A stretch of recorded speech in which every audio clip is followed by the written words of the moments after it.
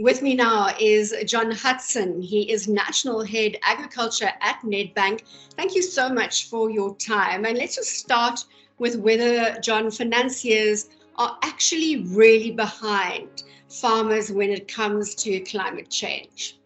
Yeah, thank you for having me. The short answer is yes, very, very much so, I think, because climate change is not only affecting the farmers, but it's also affecting the bank. So if you look at our farming client base, they make up a fair proportion of our lending, and therefore it makes absolute sense for the bank to focus on this.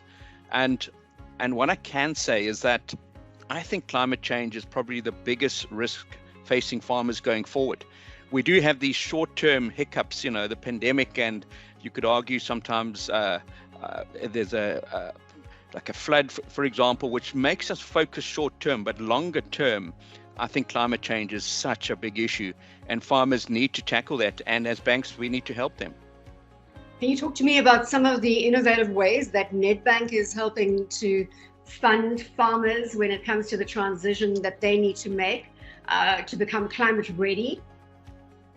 Yeah, I think farmers tend to lend a lot of money, so that's often the cornerstone of their business is lending. And I think through the bank, through lending, we can drive positive change, and certainly that positive change talks to combating climate change going forward. So much of our support is really about knowing the farmer, understanding his business, because there are different solutions for different farmers. It doesn't mean that sort of renewable energy will apply to all farmers, for example.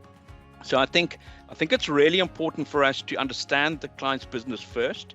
Is it energy? Is it water? Is it soil health? Is it biodiversity, for example? So there's a lot of aspects that come into play, and all of these have an impact on business risk, of course. And I think if you're addressing business risk, that's where you link up the dots with the farmer. And then the funding package that sits behind it is really to support that. It's to look at, okay, renewable energy, is it a security of supply? Is it a cost issue, for example? And we have funding. We have funding for whether it's solar panels, water turbines, et cetera. And our farmers are taking these up. We have really good examples of farmers that are taking up technology. They're looking at energy. We are bringing partners to the game as well. So whether it's home energy, which really offers our clients an end-to-end one-stop shop, if you want to call it that.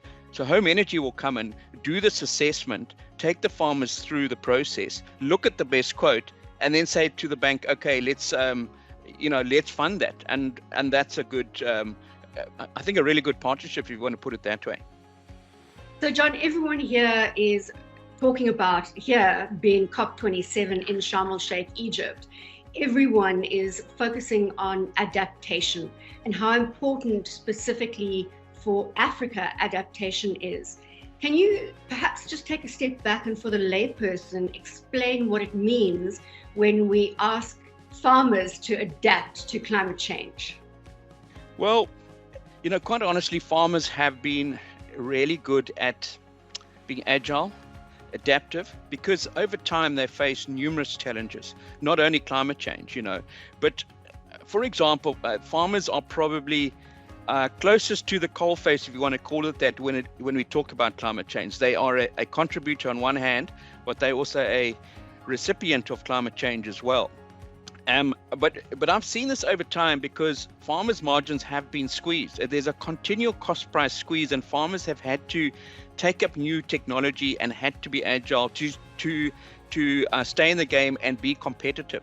The other thing is that many of our buyers, because we actually export more than 50% of what we produce in this country, and therefore that means buyers are often outside South Africa, and many buyers are pushing back, I suppose, quite rightly so, to say, well, what are your sustainability credentials? And therefore, for farmers, it's a mixture. Some of them do it for their own purposes, sure, they want to save the planet. Some of them do it because of business risk and because market really dictates that. So what you then find, if you get a combination of the two, where someone sees it for all the right reasons, but is also doing it for good business reasons, you have a very good matchup. The adaptability then it's just so much clearer, for a farmer who then looks at his business and takes a long-term view, because bearing in mind, we are custodians of the land, or the farmers are the custodians of the land. We really need them to work with us, and we need to support them in doing that. So that, being agile, adaptive, I think is part of a farmer's nature, to be honest. I mean, that's what they do day in and day out. They face challenges. And by the way, I think that's one of the reasons why our farming sector is so strong and so competitive on a world stage. We tend to do business with very little support, very little safety nets, and that makes us very sharp as a farming sector. So lots to be proud of, and lots for the banks to do in supporting our farmers in dealing with climate change going forward. John, on the first day of COP27, I spoke to Theo Diaga, the former president of the World Farmers Organization, and he came up with what I believe is a great term to explain the position that farmers are in right now, in that they need to produce more with less on less. Do you think he summed it up correctly? Oh, 100%.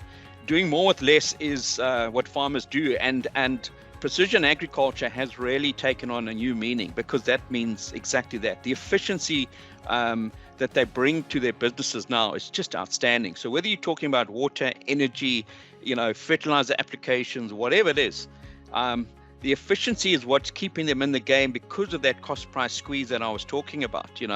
So many farmers have got bigger as part of that. So they've got more efficient and they've got bigger. But then that does allow them to bring new technology to the table, and to access new technology. So, many of our farming businesses are very sophisticated, they really are. And they're dealing with a challenging macro. It's not easy to be a farmer on many fronts. So yes, doing more with less is spot on. John, thank you so much for your time and for joining us here at COP27 Sharm El Sheikh, Egypt. It's been an absolute pleasure to have you on our discussion platform. I've been chatting to John Hudson, National Head Agriculture at Nedbank.